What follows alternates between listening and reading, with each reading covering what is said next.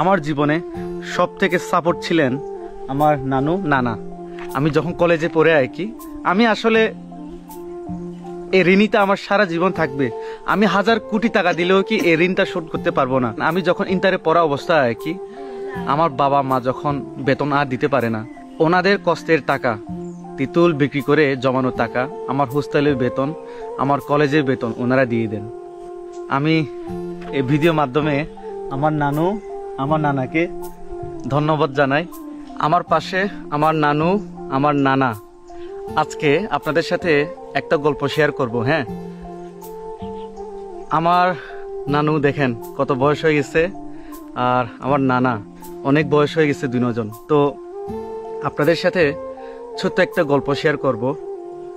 আমি যখন ঢাকা শহরে কলেজের পড়াশোনা করার জন্য যখন চলে যাই আমি যখন কলেজের পড়া অবস্থা ছিলাম, আমি মনে হয় সেকেন্ড ইয়ারে পড়ি, তখন আমার বাবা মা হোস্টেলে বেতন আর দিতে পারে না। তখন আমার নানু আমার নানা জমানো টাকা, এই যে তিতুল গাছের নিচে বসে আছি, ওনাদের গাছ এই তিতুল গাছ থেকে তিতুল বিক্রি করা টাকা জমানো আমার হোস্টেলে বেতন জন্য ওনারা দুইজন দিয়ে দেন আসলে দাদু দাদি নানু নানা বলেন, ওনারা হচ্ছে কি আমরা যারা নাতি আছি আমাদেরকে নিঃস্বার্থভাবে ভালোবাসেন। আমার নানু নানা হচ্ছে অনেক আগের মানুষ বহু মাথা যত পিং বলে ও খনাছে। আমার নানু বয়স হচ্ছে 70। নানা আপনার বয়স কত? 80।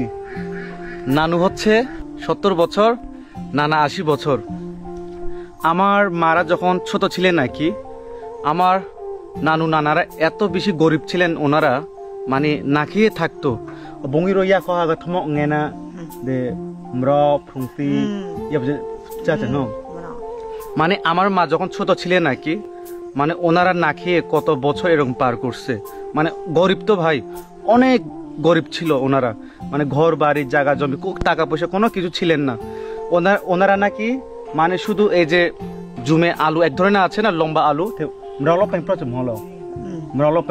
ওই আলু, তারপর বিভিন্ন আরো আলু আছে, এগুলো সিদ্ধ করে এগুলো আগুনে পুরাইয়া ওনারা খাইতেন।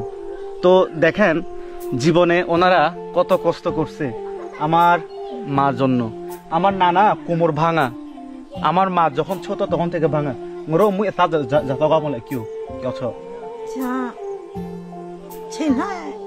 ও আমার মায়ের যখন বয়স 10 বছর ছিল তখন তো খাবার কোনো কিছু ছিল না। তো আমার মারা যখন ছোট ছিলেন 10 বছর কত বড় আর হবে, তো বাচ্চা মানুষ খিদা লাগবে স্বাভাবিক। তখন আমাদের মারবা বাসা দিয়ে ওয়াগলাতি বলে জঙ্গলে এক ধরনের ফল, ভিতরে হলুদ, ওটা পেরে দেওয়ার জন্য যখন গাছের উঠে নানা গাছ থেকে পড়ে গিয়েছিল, তখন থেকে কোমর ভাঙা। তো দেখেন আজকে এই ভিডিও বানানোর কারণ হচ্ছে কি, আগেরকার মানুষগুলো এত বেশি কষ্ট করতে মানে না খেয়ে কত দিন, কত মাস, কত বছর এরকম কাটাইছে। মানে এতটা গরিব ছিলেন ওনারা। এই যে আমার নানা যেটা বলেছিলাম কোমর ভাঙা, যখন আমার মা ছোট ছিল খাবার সংগ্রহণ করার জন্য যখন গাছে উঠছে ফল গাছে, তখন পড়ে গেছিল। আর আমার জীবনে সব থেকে সাপোর্ট ছিলেন আমার নানু নানা। আমি যখন কলেজে পড়ে আমি আসলে এই ঋণীটা আমার সারা জীবন থাকবে। আমি হাজার কোটি টাকা দিলেও কি এই ঋণটা শোধ করতে পারবো না। কারণ দেখেন আমি যখন ইন্টারে পড়া অবস্থায় আমার বাবা মা যখন বেতন আর দিতে পারে না, ওনাদের কষ্টের টাকা, তিতুল বিক্রি করে জমানো টাকা, আমার হোস্টেলের বেতন, আমার কলেজের বেতন ওনারা দিয়ে দেন। আমি এই ভিডিও মাধ্যমে আমার নানু আমার নানাকে ধন্যবাদ জানাই। আর আমি বলবো প্রত্যেকে যারা আমার মতো নাতি আছে নাতি নাতনি না বংরি, আপনারা দাদু দাদিকে, নানু নানাদেরকে ভালোবাসবেন। আমি ওনাদের জন্য অনেক বেশি দোয়া করি, আপনারাও দোয়া আশীর্বাদ করবেন। যতদিন বেঁচে আছি এভাবে একসাথে থাকবো। দেখেন আমার নানু নানা হয়তো একদিন আমাদেরকে ছেড়ে চলে যাবে, এই ভিডিওটা সারা জীবন আমাদের মাঝে থেকে যাবে। তো আমার নানু নানার জন্য অবশ্যই দোয়া করবেন, যতদিন বেঁচে আছেন ওনারা যেন ভালো থাকেন, সুস্থ থাকেন। নানা কি বলেন? আমার নানা কিন্তু ভালোই বাংলা বলতে পারে, ঠিক কিনা? পারে।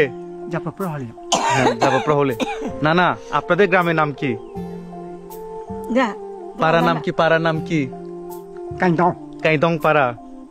তংখ্যং না? ও তংখ্যং হচ্ছে ওইটা, এটা ক্যাংদং। ও ক্যাংদং। আমার নানা নানুর জন্য সবাই দোয়া করবেন, যে যেখান থেকে দেখছেন। টাটা টাটা টাটা দেন।